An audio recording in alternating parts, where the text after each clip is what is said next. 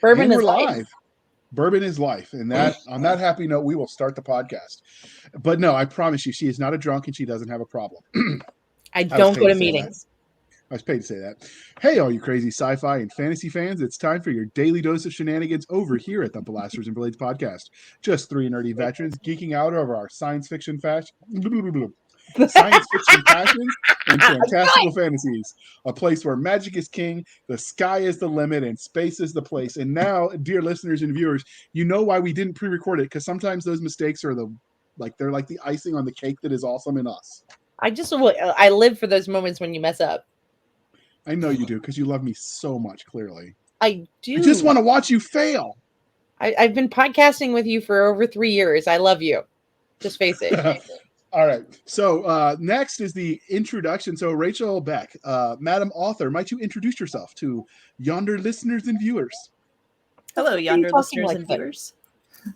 My name is Rachel Beck. I am an author. I write the cyberpunk series, The Glitch Logs, and I'm very excited to be here this evening. Okay. Well, we're glad you're excited. She must not have heard of us, Doc. And I don't know. She's really good at faking it. That's okay. That could be awkward. We're going to move on. So the next part of the introduction, dear listeners, how we found them, is she actually found us through a friend of the show and cyberpunk addict, aficionado, Matthew Goodwin, who we recently interviewed about the Cyberpunk Day. So he introduced us, and after emails were exchanged, we said, well, actually, Doc said, I like talking to lady authors too. So you were saying yes. And I said yes, because I do what I'm told. I was not that subtle. I just said the answer is yes. No, but if I make it as brutal as you can be, people will think we're exaggerating. But we're not. When I said you threatened to stab me, people were like, you shouldn't make that up. She didn't really threaten to stab. I'm like, no, she threatened. I got receipts. I could prove it. You do not have receipts. I know better than that. Okay, you're not wrong. But if you had typed it instead of said it, I totally would have grabbed screenshots. I know. That's why I didn't type it. Always right. like it's going to be read out loud in a courtroom. And this was your legal minute from the Blasters and Blades podcast. We are not your lawyers. We do not condone anything that will get us sued. And with that note, we will talk to Rachel. Are you ready, Doc, for the almighty religion questions? I am. So, pick one of the three: Blade Runner, Attila Battle Angel, or Ready Player One. It's Alita Battle Angel. I did it again. I'm dyslexic and I get the T and the L in the backwards. It happens. Attila the Battle Angel could be an interesting follow-up. I would watch that sequel. I would watch that movie. So, seriously. I gotta say Blade Runner for that set. It's artsy bullshit, but it's good artsy bullshit. At least you can recognize it for what it is. There's nothing wrong with artsy bullshit, but you got to be able to call it when it's there. Oh, yeah. So, Ghost... Okay, JR did this one, and he did it to mess with me. Elysium, Total Recall, or Ghost in the Shell, which is actually sci-fi, JR. Oh, no, these are all just cyberpunk. This is the cyberpunk Q&A we've got. Oh, it's cyberpunk Q&A. That makes more sense. I gotta say Ghost in the Shell, but shout out to Elysium for its set design. Yeah, it does have great sets, and Ghost in the Shell is amazing. So, Doc, these are the questions, the exact same ones we asked Matthew Goodwin, because I want to do that as when we have cyberpunk authors on, to ask the same ones, and then we can compare notes and we can judge them all. Oh, wow, you have been learning scientific method. Oh, I'm so proud of you. Won't you pollute your mouth like that? Science is a myth. It's made up. It's not real. It's a government conspiracy. Yeah, believe the sci-fi writer who says that. All right, moving on. Okay. So, third round. Fifth Element, Watchmen, or Judge Dredd? I guess I hadn't thought of Watchmen as cyberpunk, but I could see it. It's definitely got that punk noir thing going. Yeah, noir for sure. That's interesting. Yeah, it's got this. Both Google and Bezos have declared it to be such. And Bezos can declare whatever it wants and still be wrong. I know how much Doc loves Mr. Bezos. I don't want to get into the genre wars, so I'm just going to accept the question as written. Watchmen was pretty good. The comic was definitely better than the movie, but like it was still an interesting piece, especially for when it came out. Confession, I could not get through Fifth Element. I tried twice and I couldn't do it. It just never dragged. Experienced the joy of the multipass? I'm sorry. I didn't get past when like the chick and the dude meet. I have bailed both times shortly thereafter. It's pretty early in the I know. I know. Like it's admittedly like that love of cringe thing. If you can't take cringe in film, like it's probably, I get it, but it's campy, and I like campy and cringy movies. Like the B movies are most of the time better than the supposed blockbusters, in my opinion. See, if I want something campy, I want there to be giant fighting monsters in it.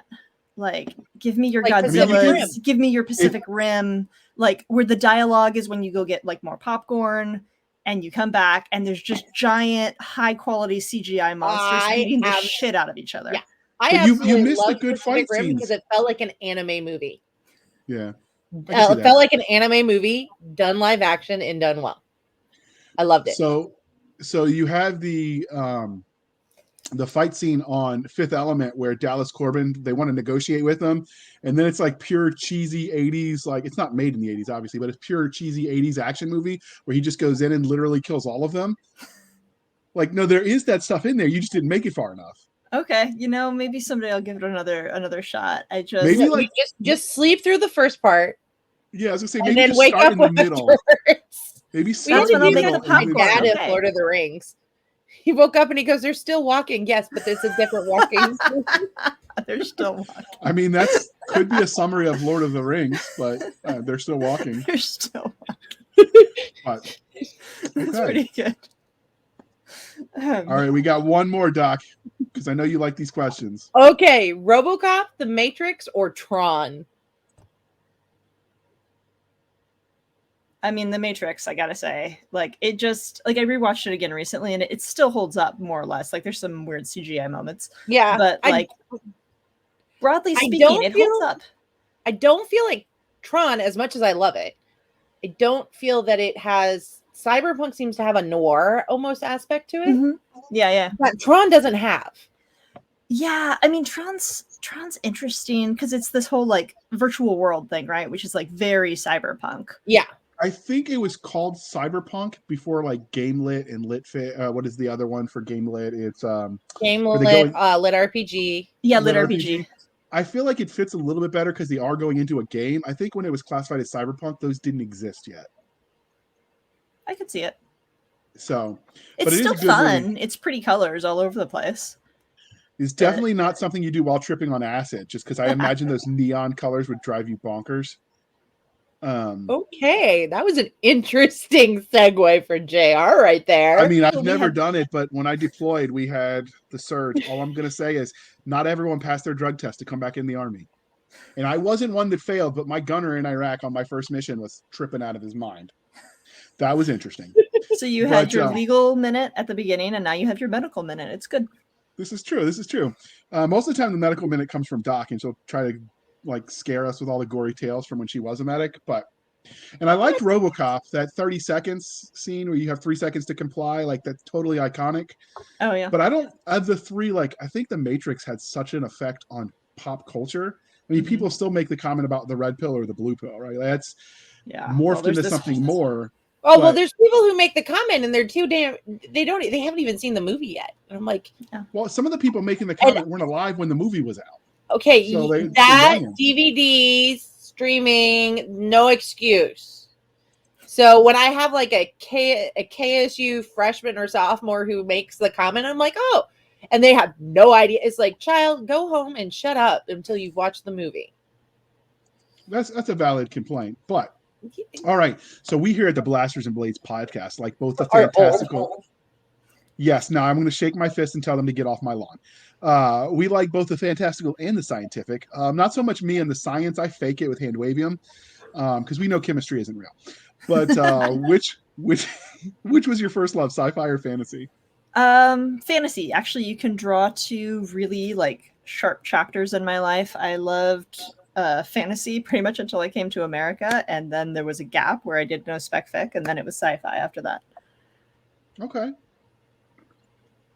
There's a story in there somewhere, but we'll move on. This is not the therapy hour. I do not have a license. So what was your first memory of the genre? Which fantasy franchise was it? Do you remember? Oh man. I mean, my parents were like big into reading, right? So they read to us most nights, and so it was mostly like British animal stories, I guess, if you qualify that as like fantasy. That would have been like the early exposure. I remember reading like Redwall as like third grade and like fell in love with that franchise. The Animals of Farthingwood. It was like mostly like kid animal stories, and then I read Tamora Pierce and all her stuff as I got older. Lord of the Rings, the Dark is Rising series. I enjoyed that a lot. I'm trying to think what else. I have all my books in storage still somewhere, so you know. We'll get to them eventually. They're our friends, and we don't get rid of them, right? Exactly. Okay. Literally, the spine on Martin the Warrior is taped together because I slept with it under my pillow so that my parents, like, you know, do the flashlight thing, where like they're coming, turn it off, and shove it under the pillow. Yeah. So one, you would like almost die from like the heat of the flashlight right next to your face as it overheated. And kids these days will never know because they've got like the tablets they're reading on and the little Kindles. They don't know like having to hide under the blanket so the light doesn't show. No. I do that to mine. I've caught him doing that. Well, then he's past that rite of passage. It is, and I let him get away with it because I was so touched. I mean, like I wonder if I actually got away with it as much as I thought, or my mom did the same thing. I'll have to ask her someday. But not today. I know I got away with it some more, but my parents make lots of noise coming up the stairs, so I was able to turn off the light really fast. That does help. So, but we're not here for your therapy either. We don't have the time or I enough don't do booze. therapy. That implies emotions. This is true, but we don't have enough booze for you to dive into that. So instead, we're going to go back to talking about Rachel, if that's okay. So, Rachel, what was your first memory of speculative, or what is it you love, about speculative fiction? Talk about botching the segue. So I think I loved different things about each genre. Like in fantasy, especially, it tends to be pretty hopeful. And I liked the optimism of that. I liked also it just like contextually it fit. Like I grew up in sort of more rural Germany. Like literally there was a castle ruin, like a 45-minute walk from my house that we would go camping in. It was like very much, it was great, right? Awesome. Like you could see the Alps on a clear day. How could you not love fantasy with that? Right, exactly. You're like in a fantasy world reading about one.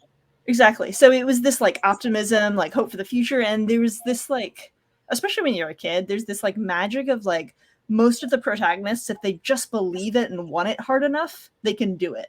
Right. Like, especially if like any sort of magic is involved, they just really focus up hard and like the spell or the whatever does the thing it needs to do when the world is saved. And like as a kid that was like constantly being moved around from place to place and like not a lot of agency, there's like a lot of attraction to being like, oh yeah, but there could be this world where if you just wanted something badly enough, you could take control of your life. That's awesome. I could see that. I could see that. Sci-fi, the thing that actually drew me to it is that, especially cyberpunk, is that it just felt really honest. Like it felt like I remember when I like first got into it, I was driving an hour and a half on the 5. I live in California in Los Angeles. So I was driving an hour and a half on the 5 to get to work every day at a corporation that was terrible. And it was just this like series of like moments where I was like, I was promised growing up this like world where if you worked hard, you could achieve your dreams and, you know, all that sort of thing. And this is not it. Like I am living in suburbia and the air is choked and like however many months out of the year the sky turns red because the state's on fire. Like what has happened? And so there was a certain like, especially because I was working in marketing, like there was just a sudden honesty in sci-fi and then especially in cyberpunk where they were like, no, the world, like people legitimately suck and they don't have to mean it in order to make it suckier. That can happen as a byproduct of people trying to get what they want. And so there was that sort of like, it was really actually refreshing to encounter a genre that was just really honest about that. And wanting to engage with those questions of like, what is our relationship with technology? What is our relationship with money? What is our relationship with like all these systems that make our world? I really like systems. Like I'm fascinated by like the broader systems that shape our world. And so sci-fi and then especially cyberpunk just really scratched that itch, and I appreciated that it was willing to tackle that. And also, a lot of times the villains in cyberpunk are definitely the ones who are pulling the wool over people's eyes and lying to them. So, that makes a lot of sense. So, and it's really nice to have something that villainizes the not being honest part, And this idea that like money does not equate to moral goodness is like this big resounding, like the bad guys are pretty much always like billionaires, right? Yeah. In these pieces. So there was this like relief to be like, no, this person that's held up to you is like this paragon is not. It doesn't matter what HR or the PR department says. Like they're in it to like make the numbers go up. That's it. So I get that, because as someone who grew up like reading comics and Batman and Iron Man and stuff, I have to say, with all the billionaires that we have in the world, I'm disappointed that we don't have at least one who decided to like make the gadgets and be the superhero. But would we know? Maybe there's an alter ego out there. Yeah, but we would at least know that such superhero existed, even if we didn't know who it was. was. I think Elon Musk tried to make the gadgets. His ego just kind of got in the way. I'm pretty sure that means it's a supervillain, right? Ooh. I could totally see that working. From James Bond. He's the one making the stuff for the government agents. He has the social skills maybe of Q, but I don't think he's got like the All I know is Musk's going to take us to Mars, and Q is kind of like that uber dorky cute. Elon Musk is not. He's going to take us to Mars, and we're going to stay on the Motel 6, and you're going to be grateful. Oh, no, let's be real. I'm not affording the Hilton, but the Motel 6 on Mars may be doable. I'm Hyatt all the way, baby. You're just biased. All right, so it's actually interesting. Sorry, go ahead. Go ahead. No. Oh, well, it's interesting that you bring up superheroes, because I actually have this like long running theory about like how the superhero world and the cyberpunk world like interact and are having the same conversation from like different angles. Especially Batman. Because it's like a question of like, what do we do with power, right? Like if you look at like most superpowers, usually there's a cybernetic equivalent, like super strength, the ability to fly, lasers, whatever. Usually like the same technology. Whereas like in superhero stories, often it's from some outside source, right? Like Bruce inherits his millions, or like Captain Green Lantern in the Ring, right? Superman. I guess he's born externally. He's got radiation poisoning. Right, sure. He's got like the good radiation poisoning. They have this idea that like if you gave a bunch of people power, most of them would like attempt to make the world a better place, and some of them would try and not. But even some of the bad guys are still trying to make the world like Poison Ivy, for example, trying to make the world a better place. Just society, like there's like questions about like if that's the right way to do it or not. Whereas Cyberpunk said, if you gave us superpowers, we would absolutely use them to make money. We would immediately not only would we immediately sell out, but we would immediately use that as a way to control people. Like we will make technology and then we will put adware in it. Yeah. Like 100%, no question. And those are two really interesting frameworks, I think, to deal with this question of like, who are we as a people and like, what do we hope for? Okay. That's deep. I like it. We might have to make that some sort of fireside chat and mix the two. Unfortunately, with the holidays for November and December, fireside chats will be difficult to arrange that many people at once. But we will be doing more of those, dear listener. Because people do have lives, I'm told. I mean, not JR, but no, I'm changing the keyboard. So you grew up in Germany. So how old were you when you came back? I came back to go to college in the States. Oh, wow. So what was the culture shock like for you coming back and then going to American food after all the European stuff?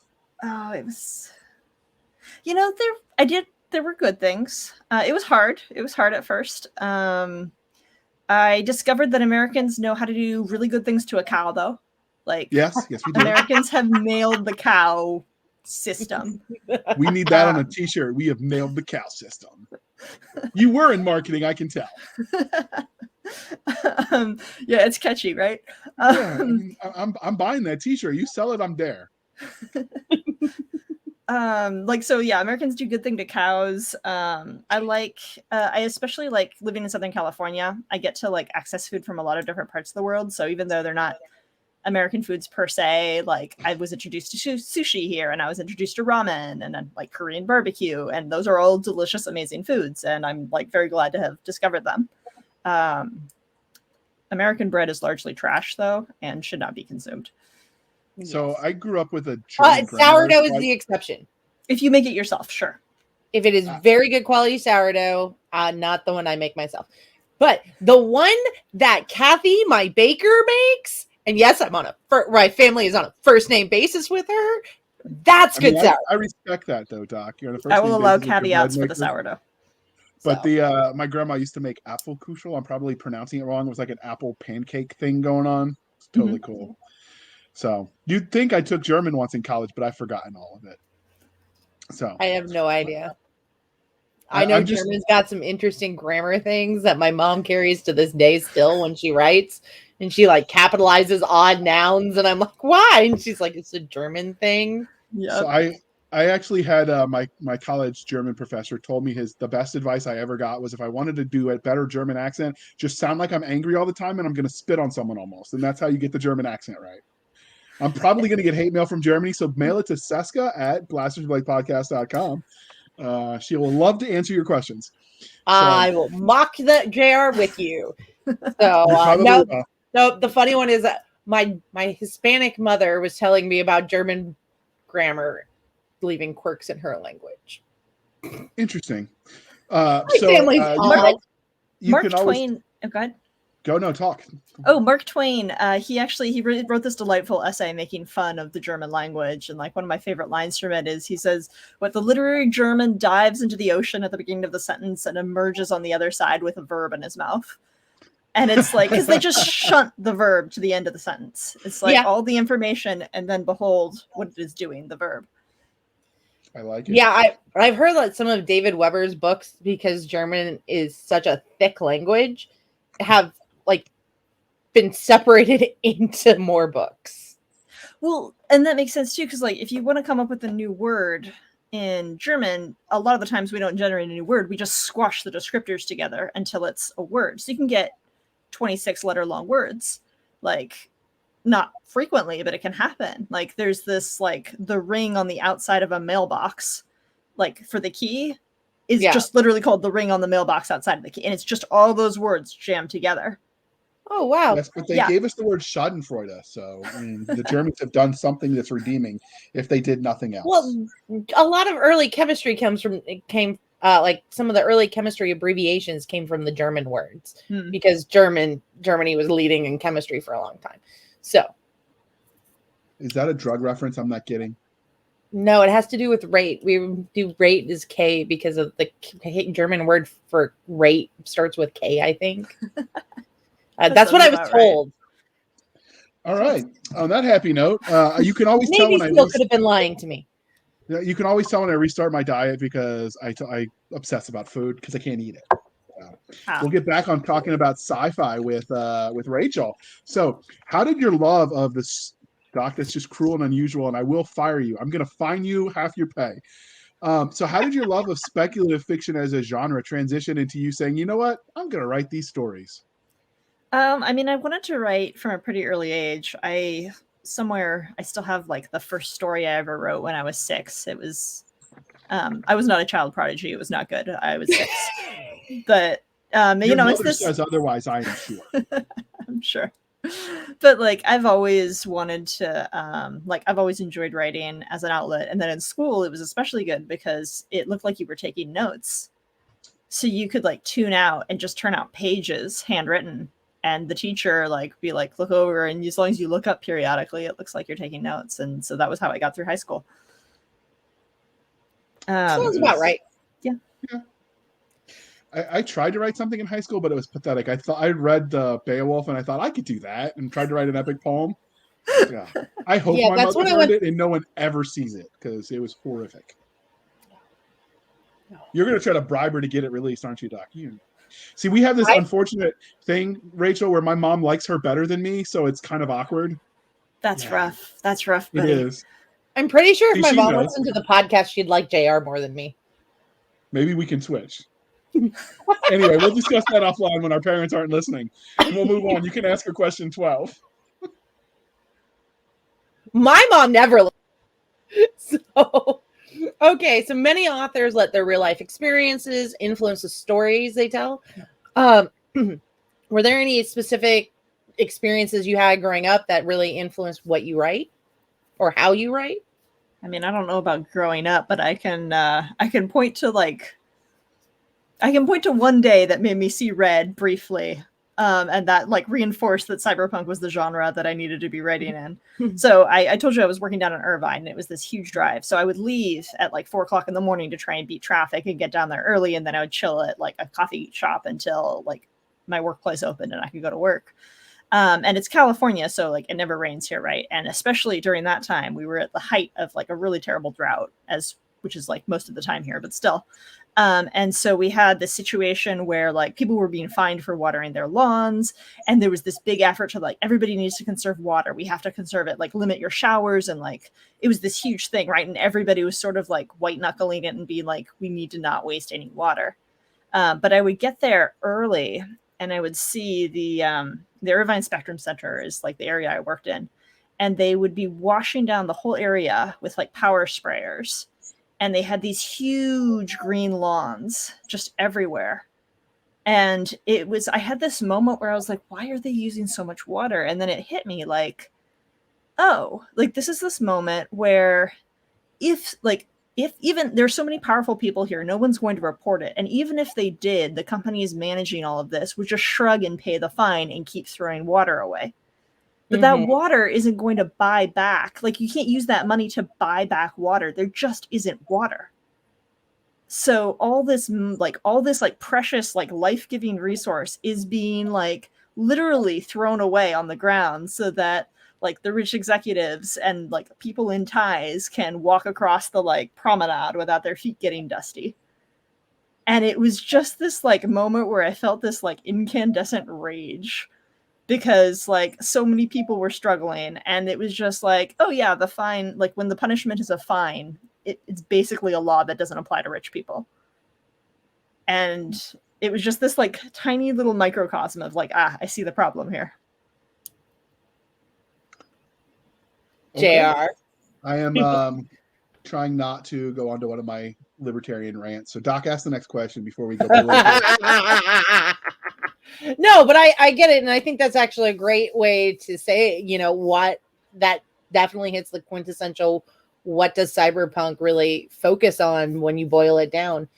But transitioning from writing and into fan stuff, have you had any cool fan art from a cosplay or fan art or a cosplay of a character of yours yet? I don't have fan art specifically, but one of my friends did give me, I brought it for show and tell today. I don't know how well you can see, but there's this, it's a moth made out of circuit boards and computer parts, because the opening of my first book is the story of Dr. Grace Hopper logging the very first computer bug, which was a moth that had gotten stuck in the relays and shut the system down in the first computer. And so she actually took the moth and she taped it in the logbook, because she was in the Navy, she was working for the military, and wrote next to it, first case of actual bug being found.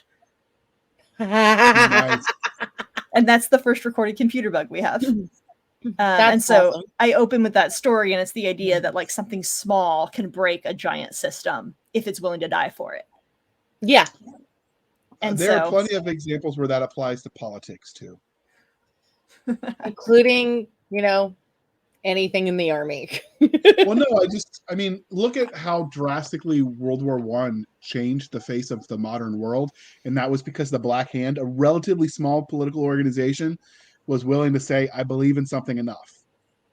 And they did. And the whole 20th century was drastically altered because of that one person willing to take risks, essentially. Now, that was part of it. There's also some dumb luck that goes into that story. Like, holy there is, but I mean, it's sort of, But JR loves the story of dumb luck. I do. It's the life of a private in the infantry, but I also didn't want anything too modern because that would set off the we try to be apolitical, and Fair enough. We've got everyone from the far right to my best friend who's a communist that listen. So shout out to all of you. We love you all. But Your money is all green. I love the story of the first computer bug. I love that.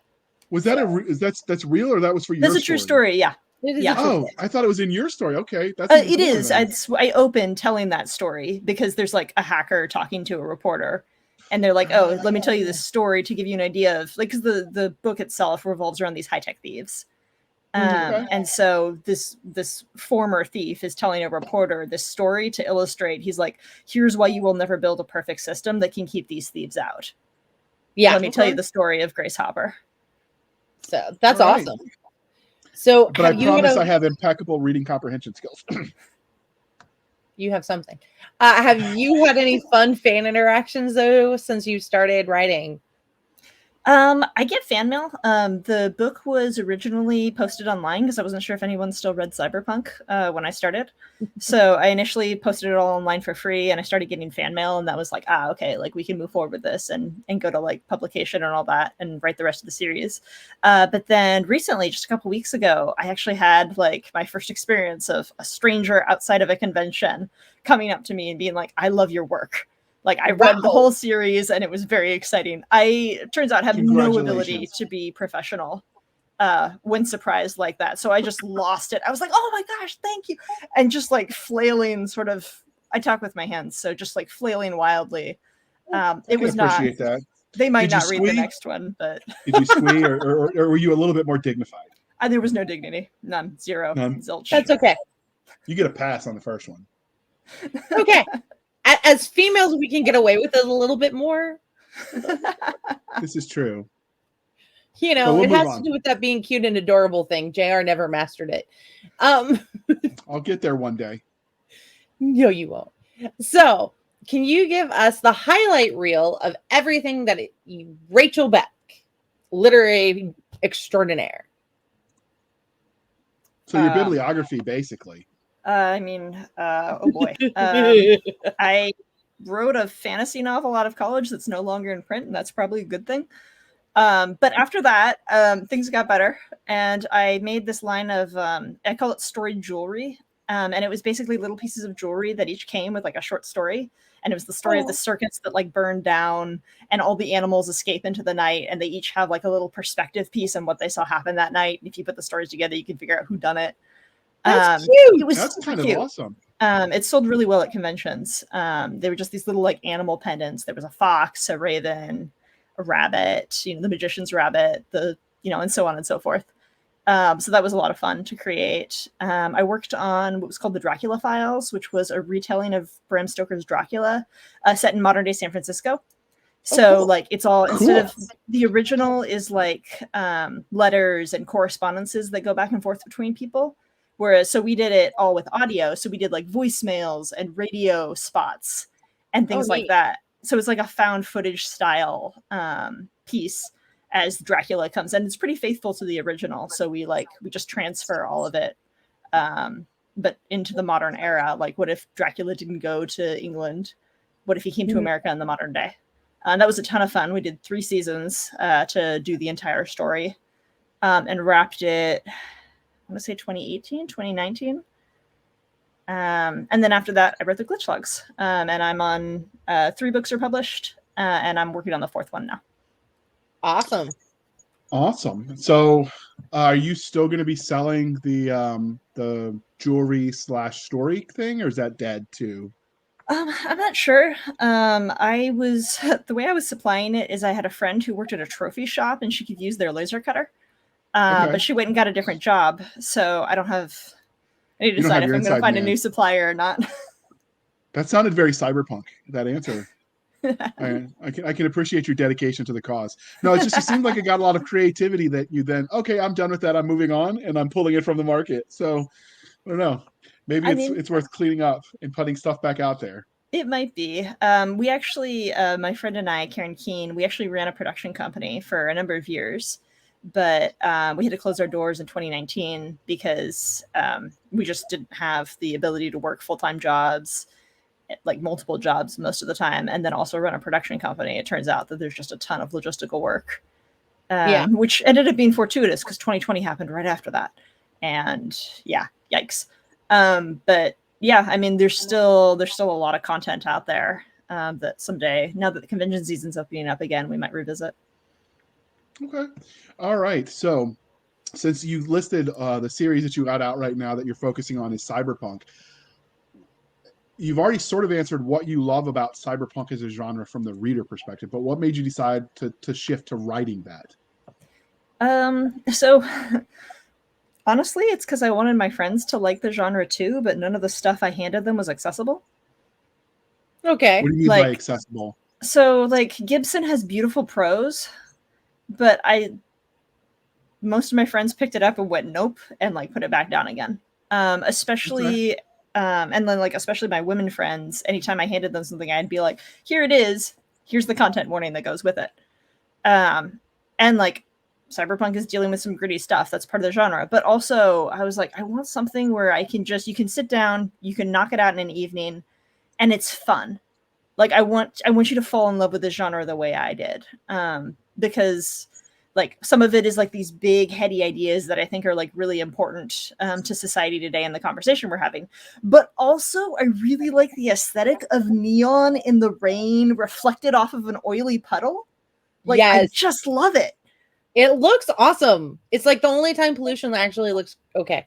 Right. And like the plastic bag floating in the oil puddle. It's like poetic and gross at the same time. It's just, I don't know. I really like it. And I wanted them to love it too. And like some of them already did. But for the most part, I wanted to write a piece where like, oh, you've never read Cyberpunk before? Here, let me give this to you. It will introduce you to all the tropes of the genre. You'll get a sense of the ideas, but it's also going to be just fun to read. And you can knock it out in an evening. Yeah, no, okay. I think having something like that that's accessible is the key to getting really people into it, in my opinion. But I'm also the very unpopular David Weber person who tells people to start with the second book, not the first book.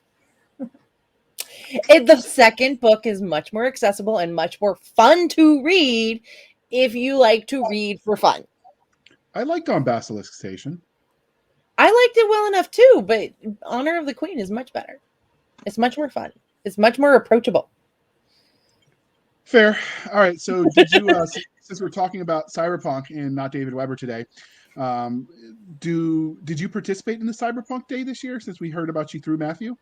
Yeah, I did a couple things for that. I ended up running their social media stuff for the day of and then leading up to it. So it was a 14-hour day. I sat down in the morning and at 8 a.m. and I think got up at 10 o'clock at night. So it was a full day, but it was definitely worth it.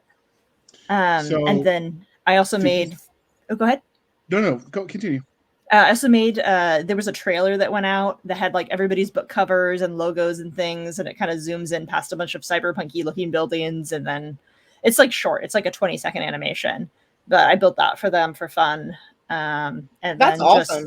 And I did the reporting for them. Like afterwards, I was like, okay, here's where traffic came from. Here's where people responded from. Here's my recommendations for next year. Go team.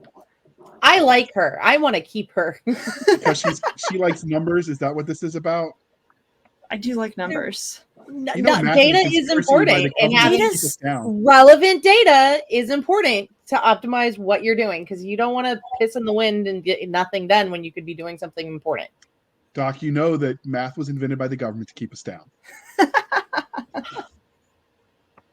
JR, math is in Cyberpunk, but it is not Cyberpunk villain. Oh, okay. So did you approach them, or did Matt twist your arm and talk you into participating in the Cyberpunk Day? You know, I was thinking about this the other day. I was talking about it to someone. They're like, "Oh, how'd you get involved in that?" I think it's evidence that Matt is a very good networker, because I don't know how I got involved. I know that he contacted me about doing a reading, and at some point, and then I made it like the trailer and was like, "Hey, you can use this if you want." And then suddenly I was running social media for them. I cannot tell you what happened.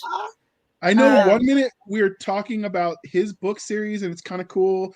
And he's like, yeah, we'll come back for Cyberpunk Day. I'm like, that's cool. It's new content. And somehow now I'm hosting a Cyberpunk anthology through Bayonet Books this coming year. I don't know how that kind of happened.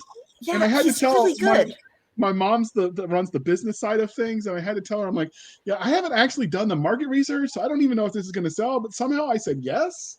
So I definitely feel you. I hope it sells because I'm going to eat crow if it doesn't. But he sold me. Yeah. So. No, yeah. All right, so let's get back on track. All of your books were the same series, the Glitch Log series. We're going to talk today about book 1, though, Defrag. So, where did you come up with the premise for this universe? How did you come up with the idea? So, so I'm a nerd. You may have heard the rumor because I'm here on this podcast. But the way that I was kind of introduced to cyberpunk as like a first concept is there's this tabletop RPG called The Sprawl. It's powered by the Apocalypse system, and it's a cyberpunk game. It's based on William Gibson's idea of the Sprawl. And in this game, it's kind of like, I don't know if you're like familiar with D&D or like, we are very familiar. Excellent. Okay, so the premise of this world is you live in a cyber dystopia and you're thieves and you steal things. That's it. Like that's the big premise of it. And so a player canceled and they were like, we really want to run because we haven't run in 3 weeks, because that's how adults can't schedule. Like trying to find overlapping schedule for adults is just impossible. Yeah. Yes. Yeah. Okay, cool. The death of many a campaign fell apart that way. Real life and jobs. Yeah. So they dropped me into it and they're like, oh, do you want to play this hacker? And I was like, fuck yes, I do. And then like immediately it was just a lot of fun. And the campaign like kind of fell apart. It dwindled off as they do. But at that point, I'd already sort of fallen in love with the aesthetic and the ideas. And it became this, like, I started thinking more about like high concept stuff for like cyberpunk world. And I was like, I wanted to know, like, is it possible to like still rebel in a society where everything is for sale?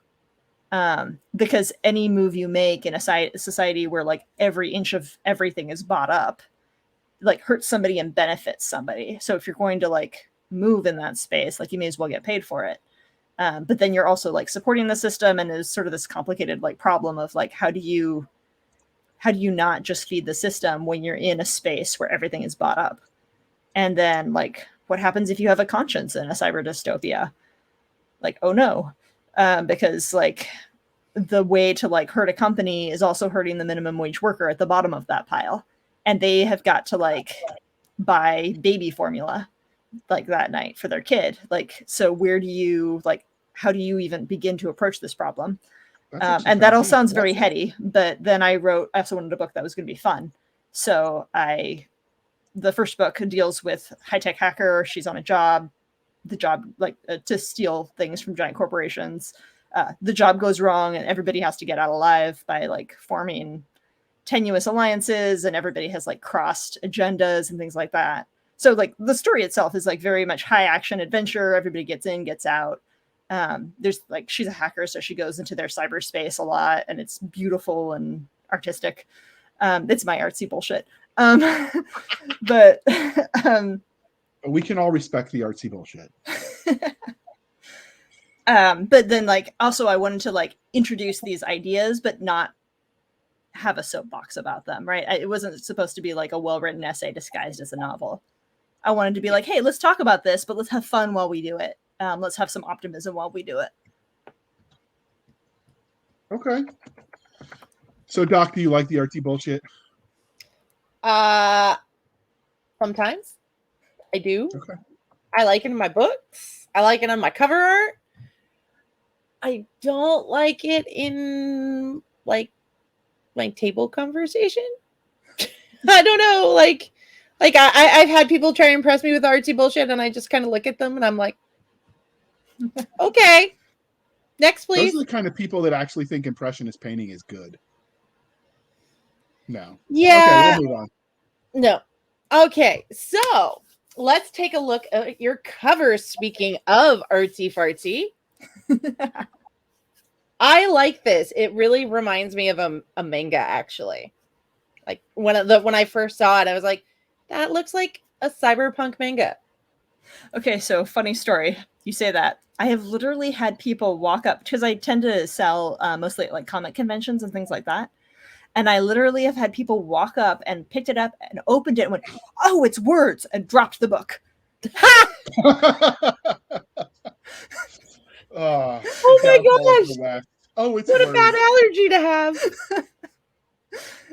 He didn't buy it, incidentally. I'm having that great debate with my 14-year-old. Like, he wants the picture books. I want him to read chapter books. The struggle is I already real. told you what to do. You give him essay questions he has to answer during the next one. This is true. It's also an expensive habit if they can read the book in like 5 minutes. And then that makes them slow down, and you ask them good, detailed content questions so that they have to go back and reread it. That's smart. I'm scribbling notes furiously. I've already told you this twice. You know I've got the brain damage. Jeez. You are brain damage. I am. Now move on. Ask her an elevator. Okay, so what would your 30-second elevator pitch be for this novel? Let's see. Megacorps own everything in Neosaka, and it's Glitch. She's the protagonist. It's her job to take it from them. One night, a job goes wrong. Her team gets killed off, and she's got to ally with the enemy team in the building to make any of them get out alive. You had a few seconds to spare. Well done. It's almost like you practiced. Ooh. Hey, when you sell books at cons, you get good at that 30 seconds. You're honestly you lucky actually if you get 30 seconds. Do you actually sell them in the elevator, though? No, but you're selling them in the con floor. It'd be more impressive if you did in an elevator with an elevator speech. In an elevator, you'd be able to hear yourself think. Yeah. Convention floors are like a level up. Okay, I was seriously at a convention once where they put a wrestling ring in the middle of the vendor's hall. Why? Every 30 minutes, there's this like wham as the like wrestlers are like hitting the ground. I'm sure they thought it was a good idea. And so like you could not pitch a single thing the entire day because it was just this constant like high level noise value from the center of the floor. I hope you left them a bad Yelp review. Well, I'm not going back. Let me put it that way. Yeah, no. I am quite sure that that there were lots of people who aren't going back. Vendors would not like that at all. So, all right, anyway, let's get back on the books because I like books. So let's talk about your series. What is it that makes your series really stand out in the cyberpunk venue? Well, my cyberspace is prettier than your cyberspace. We'll start there. Ooh, shots fired. Oh, nice. Such a girl answer, but still awesomely aggressive. I approve. Well done, madam. Thank you. Also, I'm more optimistic than your average cyberpunk novel. I want to talk about the hard topics, but I actually think that there's a lot of hope in the genre, and I want to explore that. Also, shout out to all the lady readers out there. You can read this without content warnings. Go nuts. Yeah, I have heard that particularly some of the more classic or hardcore cyberpunk. Yeah. Well, it's interesting though, because I wrote it for women. Like I was like, we're gonna have one cyberpunk book out there that's written for women, but the majority of my readership is actually men, like far and away. Like that's who I get that's where I like get fan mail from. That's where that's who walks up to my table, and maybe that's just a super saturation of the genre.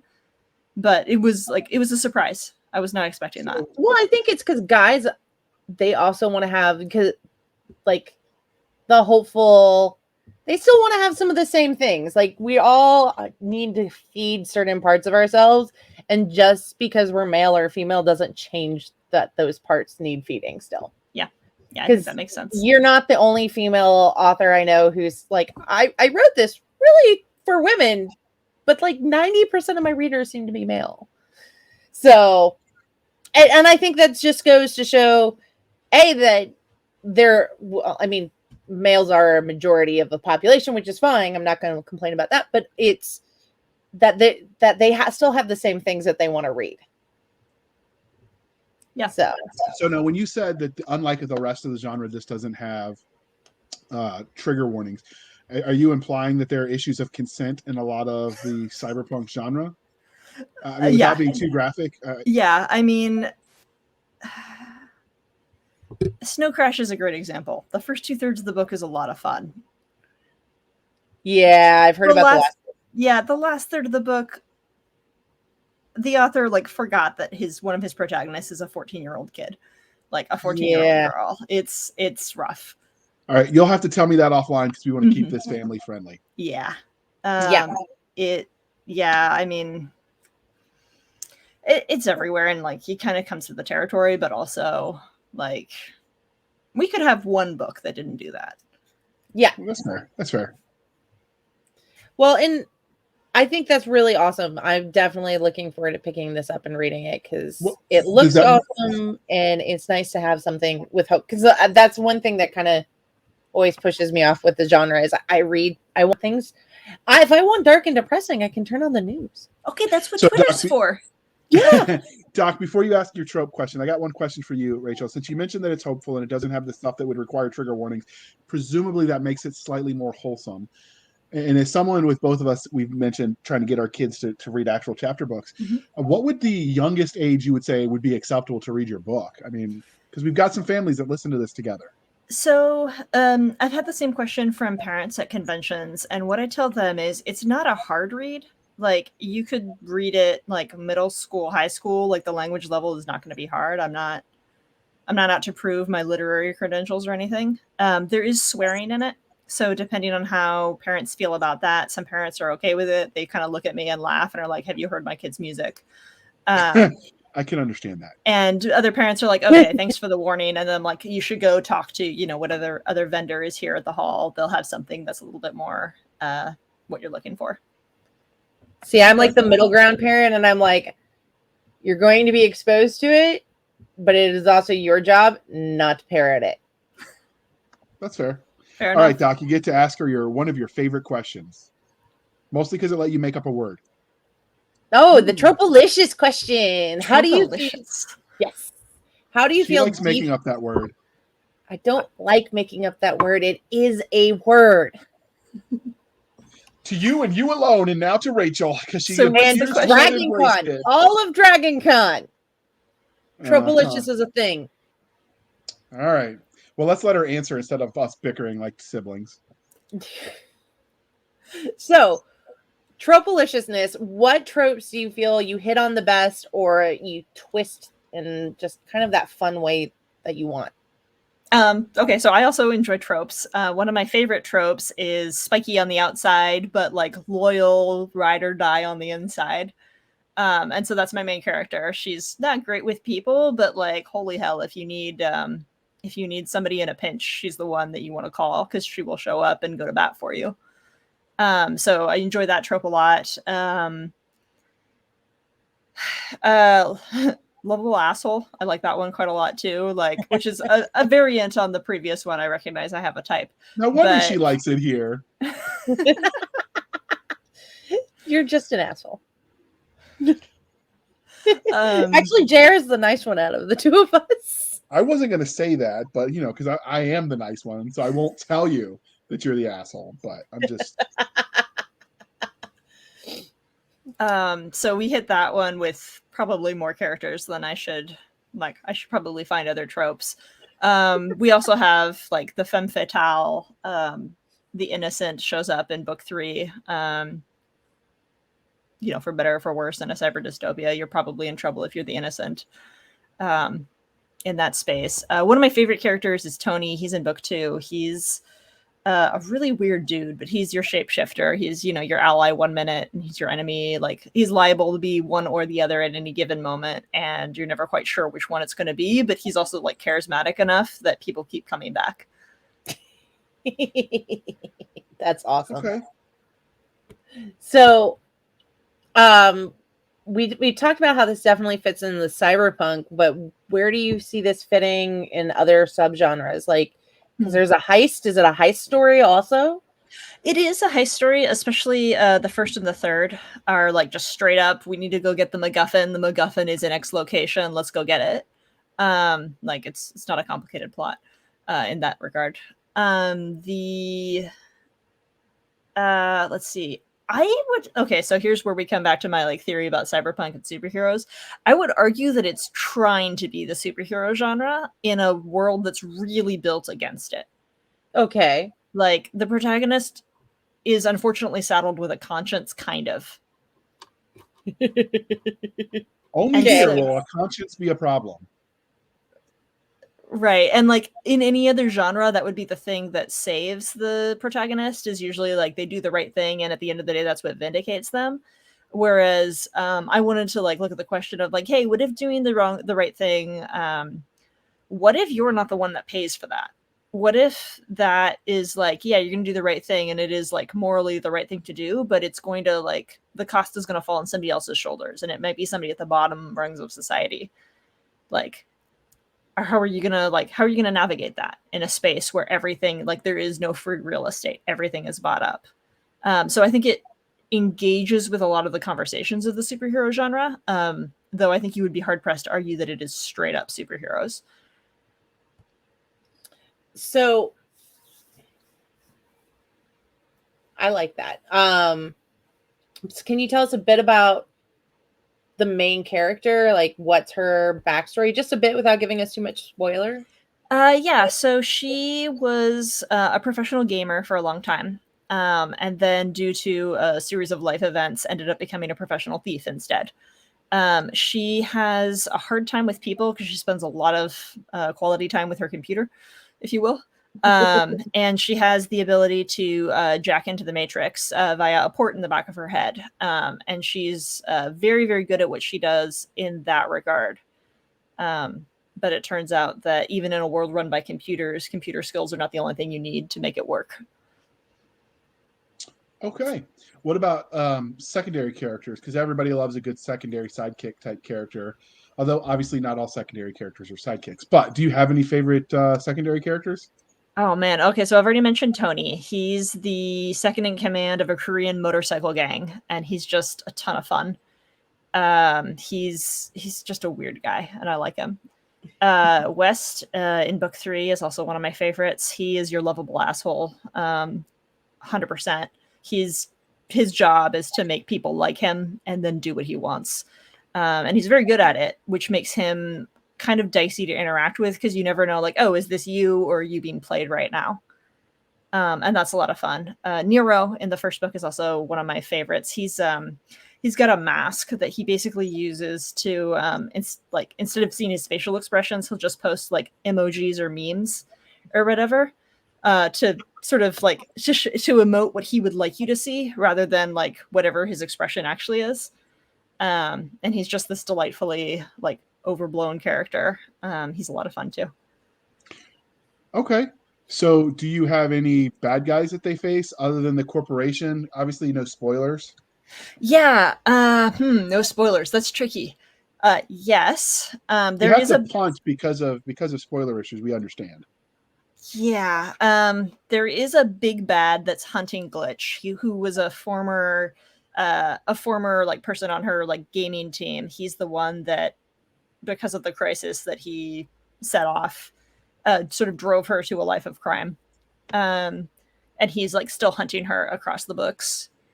And then I wanted to deal with, without getting like too overly heady here, I also want to deal with this idea of like the systems of the city are the antagonist, and that sounds super vague, but it's this idea that like every single person in the city, like we've engineered ourselves into a space where every single person in the city, from like the lowest register worker to the highest CEO, is replaceable. So everybody sort of has a gun to each other's heads, because if any of them break, like the system is designed to get rid of them. And it's not like it's some fancy AI. It's just like, that's how business plans work. I can see that. That's kind of scary.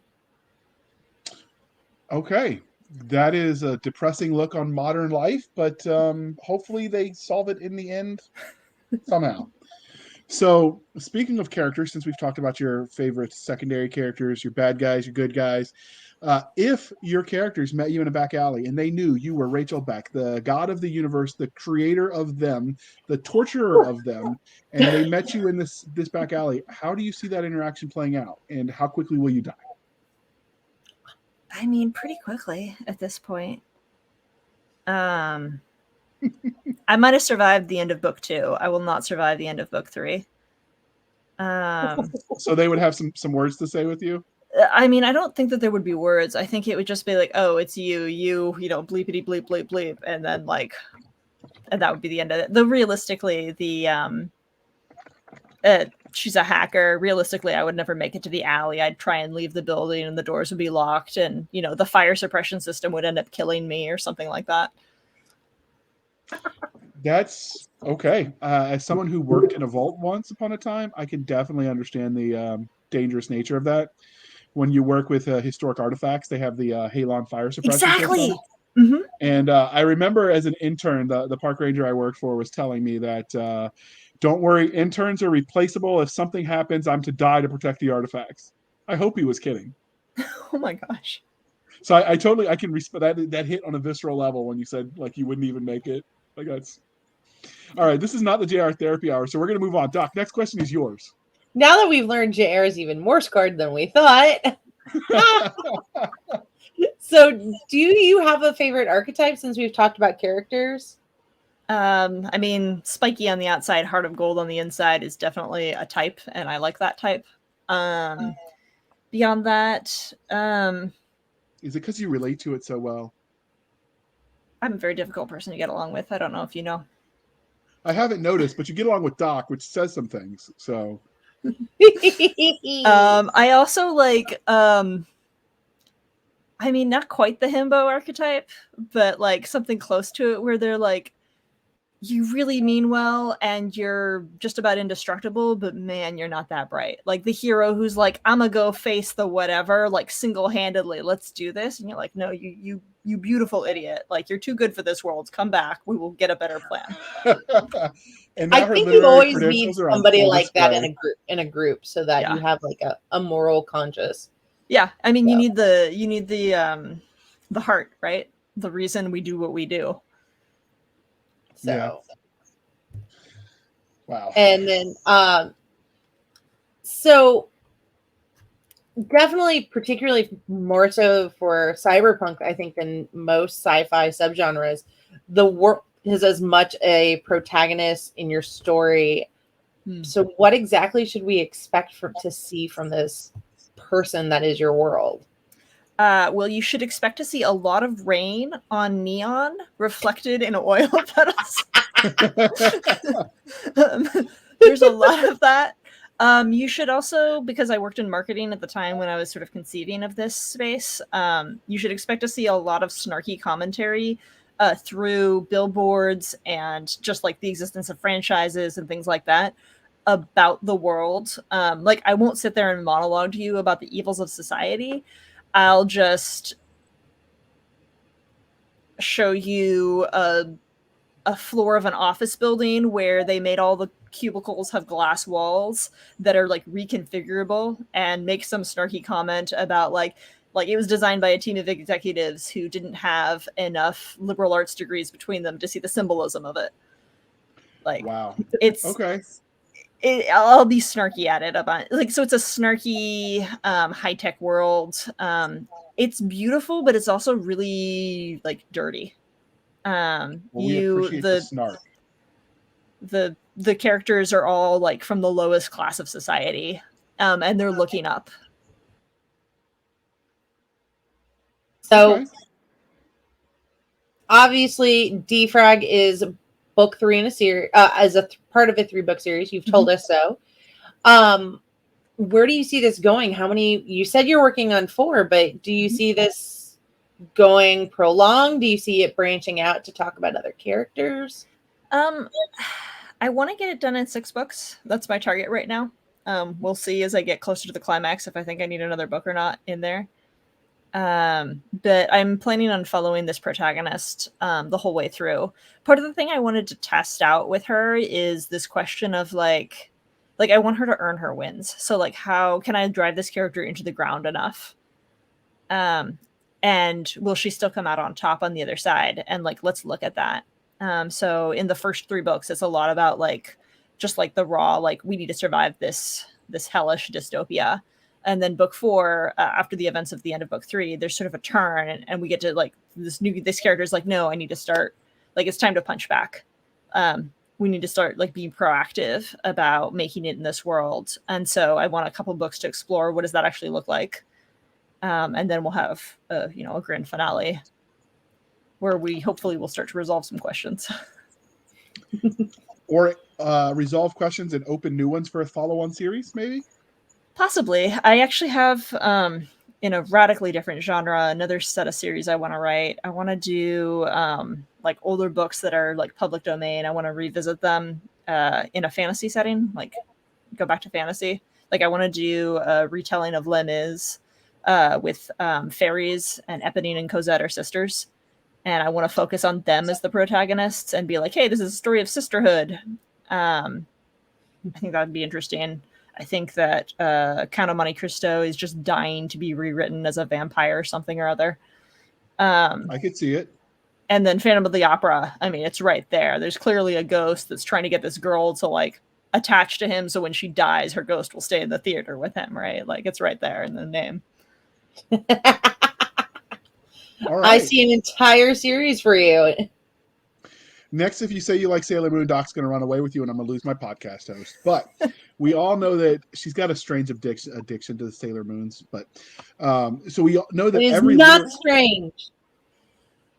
Do you care to weigh in, Rachel? I've never actually seen Sailor Moon. It's okay. The sisterhood couldn't save you today, Doc. All right. So every literary universe has its own internally consistent rules of science, technology, and sometimes magic. So what sort of tech or magic can we expect? I'm assuming no magic, it's cyberpunk. But right. I won't, but what sort of tech can we expect from your prettier than everyone else's version of cyberpunk? So a lot of it is actually based on more or less feasible, like this is actually how computers work. I have enough IT people in my extended family that they would kill me if I went too far afield. So it's all like roughly believable in terms of like the computing power and what reasonably could or couldn't happen. So like in that sense, it's pretty grounded, but it's also,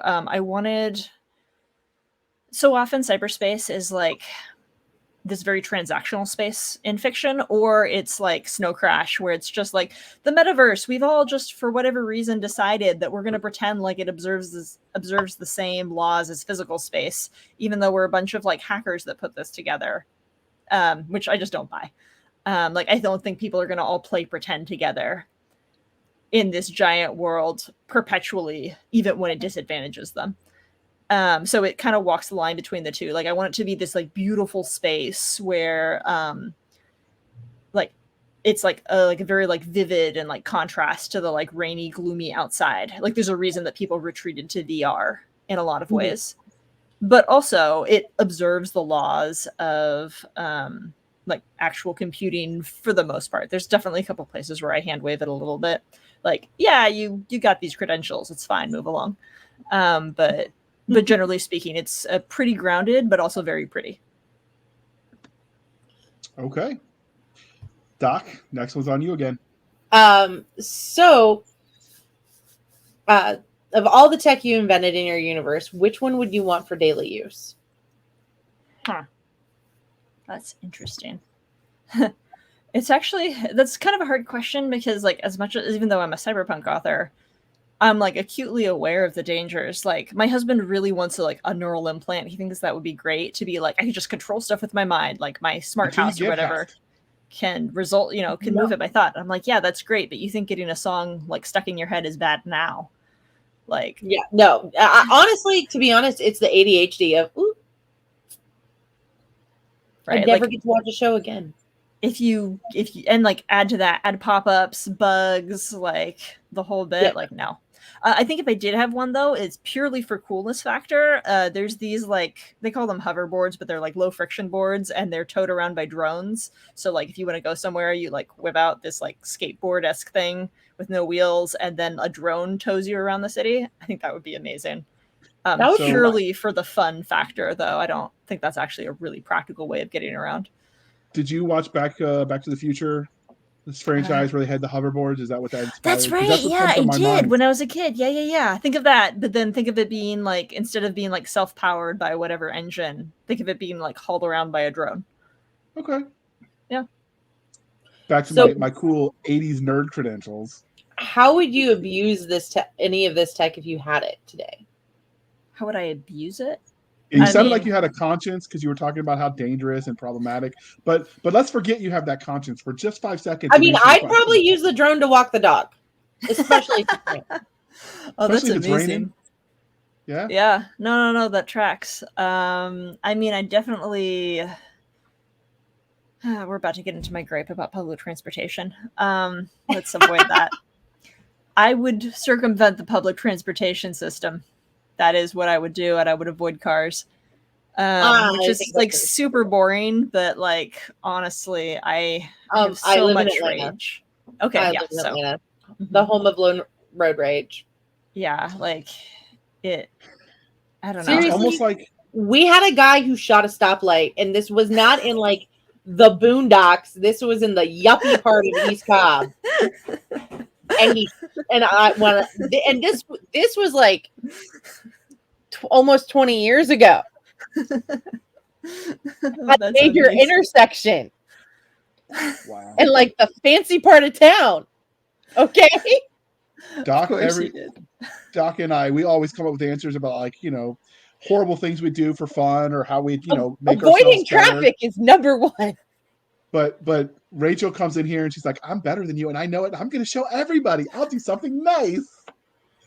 It's okay. We apologize for nothing. I would totally use the drone to walk the dog and like pick up the poop. That's also a good one. So do you have fantastical creatures or aliens in this universe? Not really. I have fantasy creatures in the Matrix occasionally as a shout out to Shadowrun. Like I try and tip my hat at a lot of the other big like pieces of the cyberpunk like canon, if you will. And I think there's debate. Obviously, there's debate about literally everything, but I think Shadowrun has had its like say in the cyberpunk universe as well, and so I include fantasy creatures inside the Matrix, the cyberspace, as sort of like a hat tip to them to be like, "Yep, you're here too." Okay. Awesome. So when you create those, how do you do that? Do you use existing lore? Do you create it out of whole cloth? You let your nightmares inspire you? I mean, my nightmares do inspire me, but not for this. Yeah, I mean, mostly I just grab fantasy creatures and then pair them to like programs, like imps or like retrieval procedures. You've got like your big Minotaur bruisers that are your security systems, like your ad blocker and whatnot. Like the various fictional creatures are all just like they have a correlation to like a program type. The premise there being that like everything in the Matrix is visual because you can process it a lot faster. All right. Does that mean you have the joke in there? Did you try turning it on and off again? Because that just seems like perfectly set up for that. Maybe it's implied in a couple of places. All right. I can appreciate that. All right. So this clearly is winding down. We've been going at it for about an hour. But was there anything we didn't ask you about Defrag or the rest of the Glitch Logs series before we move on? I don't think so. Usually when I talk about this, I end up going into this whole like rant about systems theory, but I think we've actually like successfully avoided it this time, which is maybe a good thing. I mean, we can do a segue so you can do your rant real quick if it'll make you feel better. It's no, you know what? No, it's long. Sometime we'll meet at a convention and it'll be late at night and I'll be like, so here's the thing about systems. See, there's different times. And we do a late night fireside chat. We get people that agree and disagree with you. We ply everyone with booze that they will have to provide for themselves, and we have it on air. Honestly, I would argue about systems with people, like hands down. That's not even a question. Let's put a pin in that idea. All right. So if you're intrigued as I am, comment when this episode goes live, and maybe Rachel will see it and be like, okay, you've convinced me. But before we wrap up, is this out in audiobook as well? No, and here's the reason. Because Glitch is a hacker and she spends a lot of time inside the computer, there's a lot of chat logs.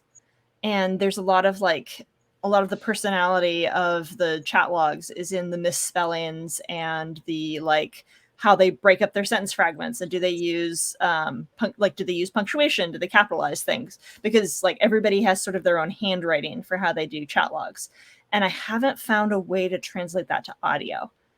We've tried doing sound cues, we've tried doing unless you want to introduce different voice actors or put a noise in the background, honestly it sounds really not great every way we've tried it thus far.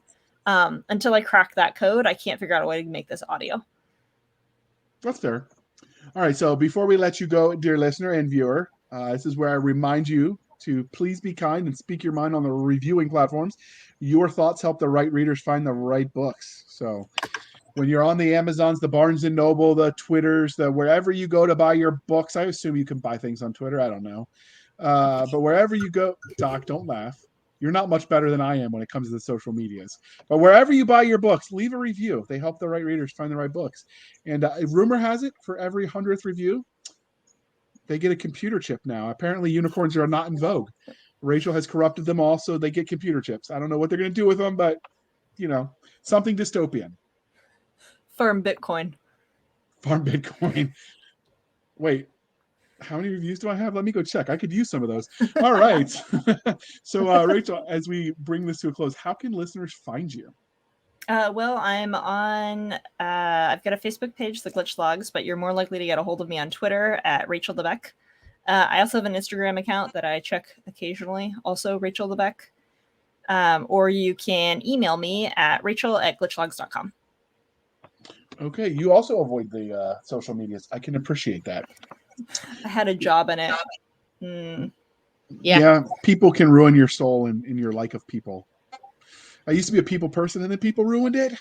But you can find us on our website at anchor.fm/blasters-and-blades. Again, anchor.fm/blasters-and-blades. We're on the Twitters at twitter.com/SF_fantasy_show, Sierra Foxtrot _fantasy_show. I can see what you're doing, Doc. You can email the show at blastersandbladespodcast@gmail.com. Again, blastersandbladespodcast@gmail.com. I promise it's a real email, unlike Doc's, because she doesn't answer hers. She's actually a computerized AI. She doesn't really exist. You're just watching a YouTube AI thing going on in the background. It's true. It's a sad story. No, JR, it's called VR, and I'm totally going to make you a VR avatar. One day. You can find us on Facebook in our group where all the shenanigans happen at facebook.com/groups/Blasters and Blades Podcast. Again, /groups/Blasters and Blades Podcast. You can support the show on a reoccurring monthly basis, much like a Patreon, at anchor.fm/blasters-and-blades. It helps keep the lights on and the overhead going. You can support the show also on buymeacoffee.com/author J.R. Handley. That's a one-time fee if you prefer. Although they are working on doing that as a subscription model as well. But buymeacoffee.com/author J.R. Handley. Be sure to put in the comment section that it is for the podcast, and I will keep Doc Cisca and Nick Garber duly intoxicated. They will drink until their liver surrenders. Never surrender. Never give up the ship. That's right, because you don't have a problem at all. I don't have a problem. Just you. All right, bring it home, Doc. He's like, I'm not sure how to answer that one. Thank you for spending some of your precious time with us. For Nick Garber, J.R. Handley, I'm Cisca. This was the Blasters and Blades podcast. We'll be back next week. Same time, same place, same kooky people, with a new guest who gets to see all the weirdness up front. And while we indulge our love of nerd culture, cheesy jokes, all things that go boom, and of course, torturing JR. See, you messed that up too. That's what you get for making fun of me in the beginning. Karma. No, that's not what I do. That's what I get for sleeping. Pizza goes on pineapple. Pineapple goes on pizza. Whoa. That's heretical. We will not tolerate on this show. Rachel, do you want to weigh in? How do you feel on the great pizza on pineapple debate? I'm going to be honest. I don't really care. Agnostic, acceptable. And by that, I win, Doc. So no, you don't. You never win. That's why you're JR.